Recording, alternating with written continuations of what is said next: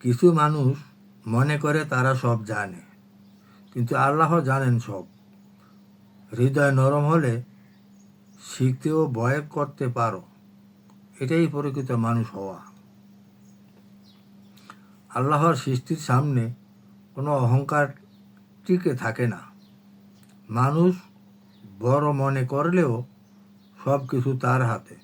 হৃদয় নরম করো, এটাই প্রকৃত শক্তি।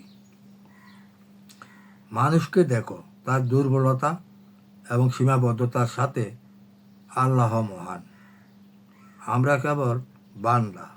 হৃদয় নত করো, শান্তি এবং ন্যায় শিখো। কিছু মানুষ ধনী বা শক্তিশালী বলে গর্ব করে, কিন্তু আল্লাহ যে দান করেন সে কেবল পরীক্ষা। হৃদয় নত করো, যাহাতে অহংকার দূর হয়। নিজেকে বড় ভাবা ভুল। প্রকৃত মানুষ সে যে নরম হৃদয় রাখে। হৃদয় নত করো, এটাই প্রকৃত ন্যায়।